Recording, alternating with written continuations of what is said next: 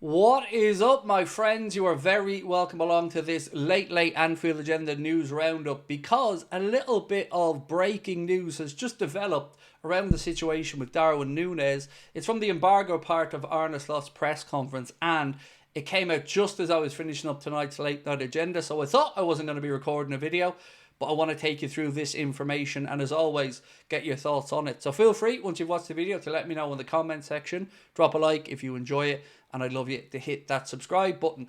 Reminder as well, tomorrow's game is an 8:15 kickoff, so we will be live here from 7 p.m. to take you through the game. And because demand was so high, we have now already put the tickets on sale for the show at the Hot Water Comedy Club, May 28th. We were getting dozens and dozens of emails from people asking when they're going on sale. So we contacted the venue and they are now on sale. It is our end of season party. It's an all ages event. Tickets are priced at £20 and there will be a link in the description of this video where you can get those tickets, and we hope to see you there on the night. So look, I'm going to get into these stories. First of all, we're going to give you some news from Fabrizio Romano, who was speaking about Real Madrid and Trent Alexander-Arnold, and over the past 48 hours, it's starting to feel more and more like we are now part of the long goodbye for Trent. But this is what Fabrizio has had to say.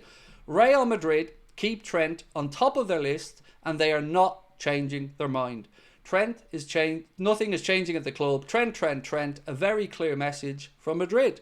Goes on to say that Real Madrid are obsessed with Trent Alexander-Arnold. He is option number 1, 2, 3. Today I can tell you also 4 and 5. They see him as the perfect piece for their puzzle.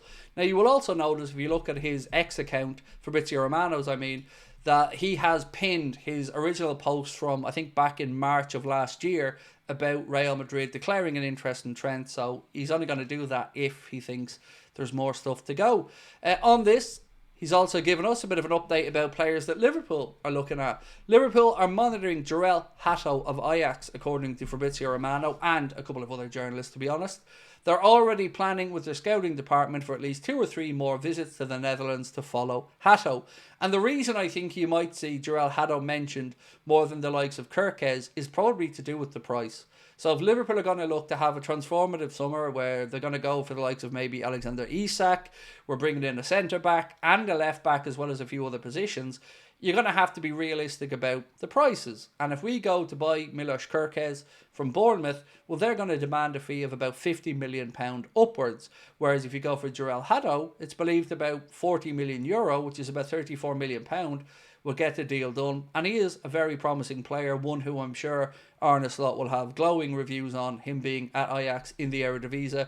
So that's probably why that could be more likely to happen than the likes of a Milos Kirkes. But don't rule out Kirkes just yet. Also from Fabrizio Romano, he went on speaking about Jarell Hatto. He said Liverpool have been following Hatto for a long time and they keep following his progress. He is for sure one of the players being watched by Liverpool along with Dean Huijsen. He is one to watch for the summer.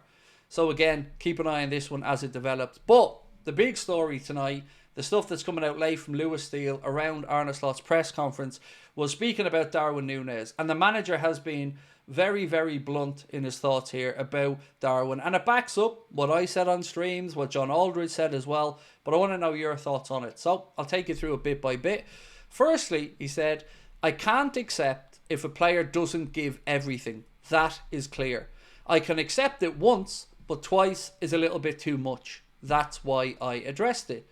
He also went on to say, I wasn't only hard on him, but for the second time in a row, I wasn't happy with his work effort against Wolves and against Villa. And here you can see the manager laying it all out there, being clear, and I love it. I love the ruthlessness of this from Arne Slot, because Darwin has always been known for his work rate. Whatever we think about his finishing, the work rate has always been a given for Darwin. He worked his backside off. But John Aldridge called it out in his Echo piece after the Wolves game, said he wasn't happy with what he's seen from Darwin on the pitch with a lack of effort. And then you can back that up with the shambles that was the Aston Villa game, where Darwin obviously missed a very good opportunity, but then just didn't shake it off for the rest of the game. Didn't go over to the travelling cop to say thank you or to applaud them like the rest of the players did, and went down the tunnel with his tail between his legs, sulking a little bit before then going on social media the next day, having 3 attempts at a tweet And none of it, again, just taking ownership of the situation. Liverpool fans have been very, very, very supportive of Darwin Nunez.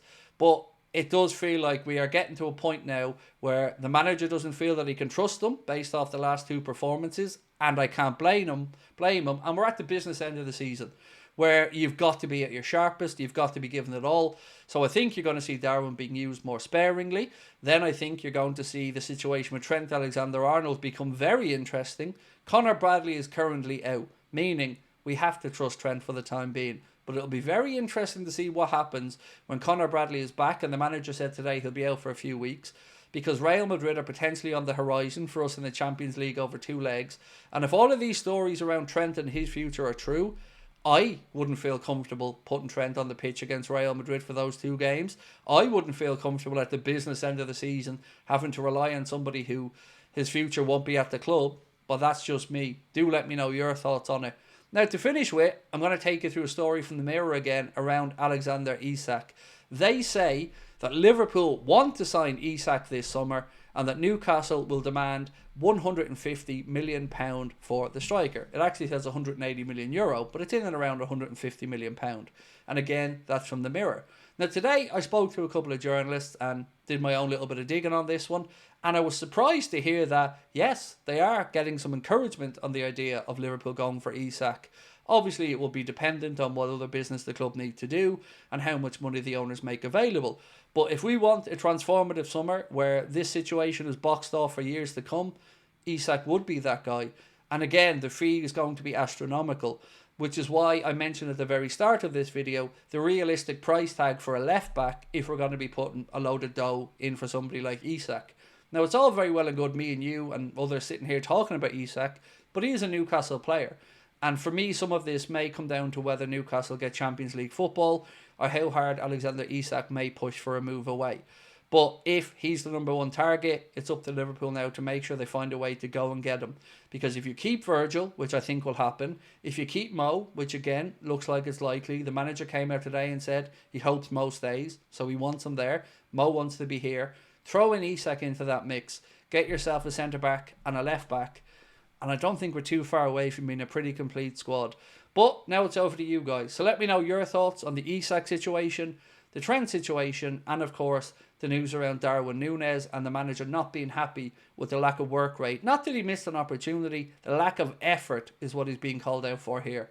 So that's it from this late night review. I will see you tomorrow, hopefully at 7 PM for the Newcastle game. We'll have our usual reaction afterwards. We have the interview coming up as well with Ben Bochak around Milos Kerkez, Dominic Soboslai and Mohamed Salah. That is coming out tomorrow afternoon at about 3 or 4 o'clock. And I'll see you for the game tomorrow night. Much love. Bye-bye.